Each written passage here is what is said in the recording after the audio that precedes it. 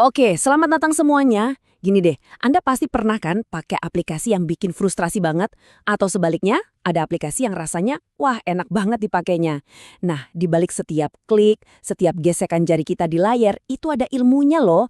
Dalam 5 menit ke depan, kita bakal kupas tuntas rahasia di balik layar. Gimana sih interaksi manusia dan komputer itu dirancang, biar pengalaman digital kita jadi senyaman dan semenyenangkan mungkin. Oke, jadi ini dia nih peta perjalanan kita. Ada 5 pilar utama yang bakal kita bedah.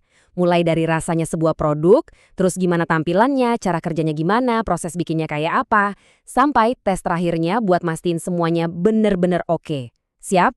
Yuk kita mulai. Coba deh, bayangin aplikasi favorit Anda sekarang.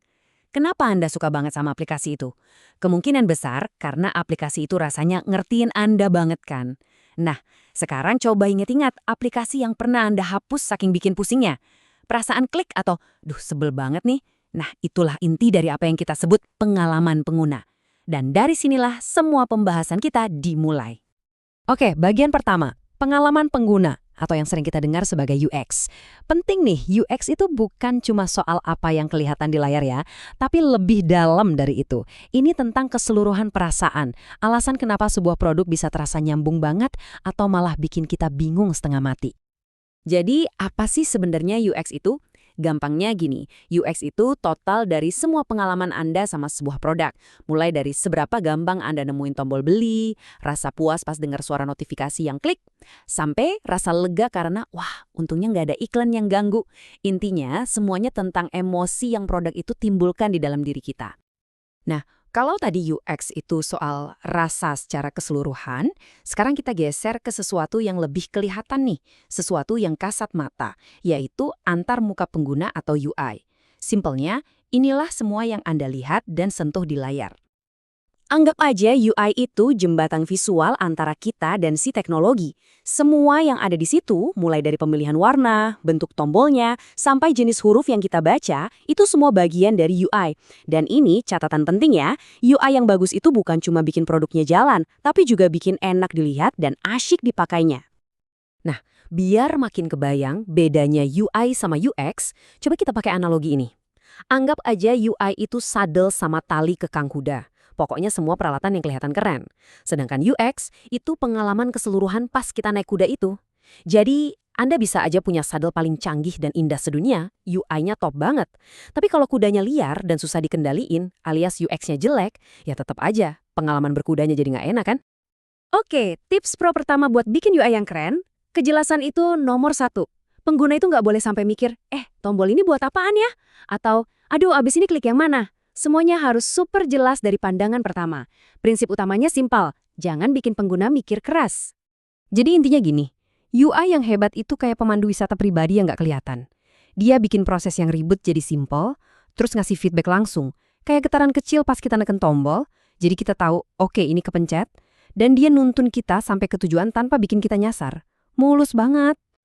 Oke, jadi kita udah bahas rasanya, yaitu UX. Terus tampilannya, yaitu UI. Pertanyaan berikutnya, gimana cara kita pakainya? Nah, disinilah kita masuk ke dunia desain interaksi. Ini adalah ilmu yang ngatur obrolan antara kita dan perangkat yang kita pakai. Ternyata ada 4 cara utama kita ngobrol sama sistem. Pertama, menginstruksikan. Ini yang paling umum, kayak kita klik tombol simpan. Kedua, bercakap-cakap. Ya, kayak kita ngobrol sama asisten suara. Ketiga, memanipulasi. Contohnya pas kita drag and drop file ke folder. Dan terakhir, menjelajahi. Misalnya waktu kita jalan-jalan di dunia game. Nah, setiap jenis interaksi ini butuh desain yang beda-beda loh.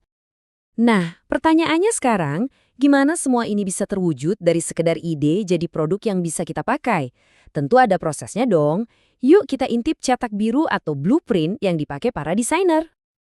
Ini yang perlu banget diingat. Proses desain itu bukan jalan lurus dari A ke B selesai.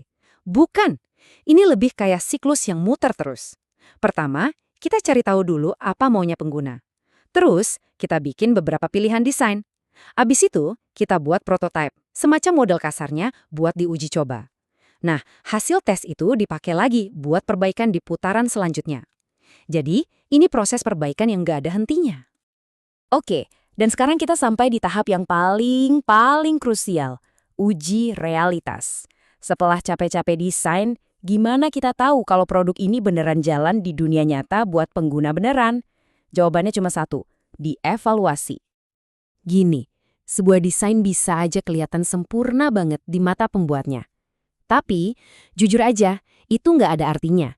Satu-satunya cara buat ngebuktiin nilainya, ya kasih aja ke pengguna dan lihat apa yang terjadi.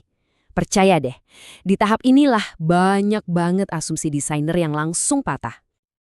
Kita ambil contoh nyata ya, waktu iPad pertama kali keluar, tim di Apple punya satu pertanyaan kunci yang super penting. Mereka bukan cuma nyari error atau bug, mereka pengen paham cara berpikir penggunanya.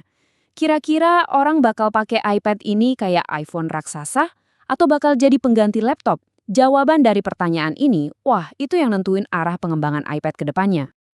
Terus gimana cara mereka nemuin jawabannya? Mereka nggak pakai satu cara doang. Mereka bener-bener ngamatin pengguna pakai iPad. Terus mereka juga dengerin apa aja yang diucapin si pengguna pas lagi ngerjain tugas. Dan terakhir mereka juga minta pendapat para ahli. Nah, triknya di sini, namanya triangulasi. Gabungin beberapa sudut pandang berbeda biar dapat gambaran yang paling lengkap dan akurat. Nah, sekarang giliran Anda. Lain kali pas lagi pakai aplikasi, coba deh jadi detektif. Tanyain ke diri sendiri, apa sih yang bikin aplikasi ini rasanya mulus banget? Bagian mana yang bikin saya bingung? Dengan bekal ilmu kilat ini, Anda bukan cuma jadi pengguna yang lebih cerdas, tapi juga bisa lebih menghargai seni dan ilmu di balik setiap layar yang kita sentuh setiap hari. Coba pikirin deh, apa aplikasi dengan UX terbaik yang pernah Anda coba?